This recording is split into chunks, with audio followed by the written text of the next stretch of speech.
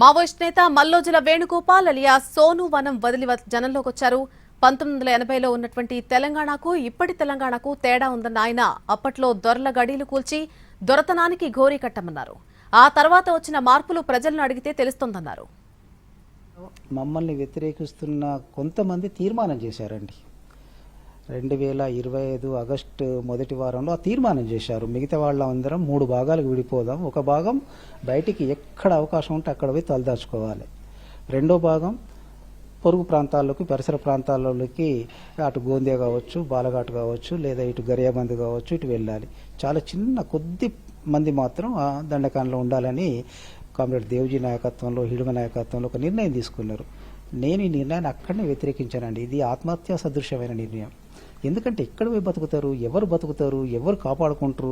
పార్టీలో ఉన్న క్యాడర్ ఎటువంటి వాళ్ళు చాలా ఆదివాసులు, వాళ్ళు చాలా విద్యాబుద్ధులు లేనటువంటి వాళ్ళు. అన్నిటికంటే ముఖ్యంగా ఏంటంటే అడుగు బయట పెట్టాలంటే ఐడెంటిటీ కార్డు కావాలండి, ఆధార్ కార్డు కావాలి. అసలు ఆధార్ కార్డు మేము వ్యతిరేకిస్తున్నాం, ఆధార్ కార్డుని తీసుకోవద్దన్నాం.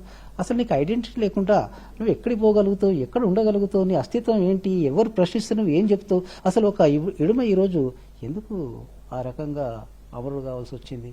అందుకోసం ఏంటంటే ఆ నిర్ణయం చాలా తప్పండి. అది తీసుకున్నది ఆగస్టులో 2025లో. ఆ నిర్ణయం చాలా తప్పని నేను చెప్పి చివరికి మిగతా వాళ్ళందరితోటి చర్చలు చేసి వచ్చే వాళ్ళందరం బయటకు వచ్చినామండి.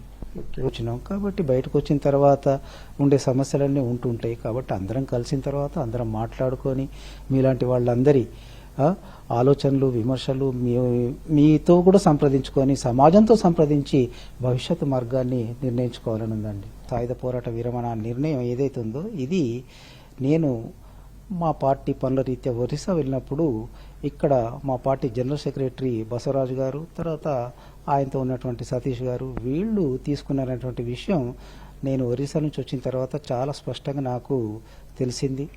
ఆ విషయాన్ని నేను ఇక్కడికి వచ్చిన తర్వాత సరే బసవరాజు గారు ఎన్కౌంటర్లో అమరులయ్యారు.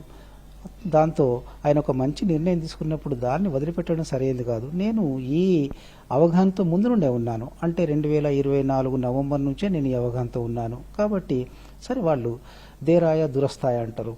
కాబట్టి వాళ్ళు కొంత ఆలస్యమైనప్పుడు కూడా సరైన విధంగానే ఆలోచించారు మా సెక్రటరీ గారు. దాన్ని మనం ముందు తీసుకెళ్దామని చెప్పి నేను సతీష్తో, మిగతా కామ్రేడ్స్తో నేను మాట్లాడి అందరం కలిసి మేము నిర్ణయం తీసుకున్నాం. కొందరు ఏకీభవించారు, కొందరు వ్యతిరేకించారు. ఏకీభవించిన వాళ్ళు బయటకు వచ్చిండ్రు, వ్యతిరేకించిన వాళ్ళు వస్తారని ఆశతో నుంచి వచ్చారు. ఫస్ట్ మా పార్టీ పేరేంటి? CPI ML. ఎంఎల్ అంటే ఏంది? ఎంఎల్ అంటే మా కొండపల్లి సీతారామయ్య గారు చెప్పారు మాదిగోళ్ళు. ఎల్ అంటే ఏంది? లేనోళ్ళు. మాదిగోళ్ళ దగ్గర, లేనోళ్ళ దగ్గర ఉండేదే మన పార్టీ అని చెప్పి మేము ప్రాథమికంగా నేర్చుకున్న పాఠం అండి. అలాంటి పరిస్థితుల్లో నేను బ్రాహ్మణుడని, ఫడ్నవీస్ గారు బ్రాహ్మడని, ఇక్కడ ఎస్పీ గారు బ్రాహ్మడని, ఇంకా నాతో కలిసిన వాళ్ళంతా బ్రాహ్మణులని. ఎందుకంటే ఈ కులతత్వాన్ని అంటగట్టడం ద్వారా ఏమవుతుందంటే అదొక సమాజంలో అది ఉంది కాబట్టి అటువంటి వాళ్ళని డైవర్ట్ చేయడానికి ఉపయోగపడుతుందండి. కాబట్టి నేను ఎన్నడూ మా పార్టీలో కులం లేదు, ఎవరికీ లేదు, ఎవరు అనరు. ఇవాళ బయట నన్ను వ్యతిరేకించే వాళ్ళు కూడా చెప్పారు కులతత్వం అనేది. ఇక పార్టీలో పోటీ అంటారా? నాకంటే ఇవాళ మా సిఎంసి చీఫ్ చాలా బెటర్ కామ్రేడు. ఆయన చాలా బెటర్గా విశ్లేషణ చేస్తాడు, ఆయన చాలా బెటర్గా రాయగలుగుతాడు. కాబట్టి మా దాంట్లో పోటీ అనేటువంటిది అస్సలు లేదండి, ఉండదు.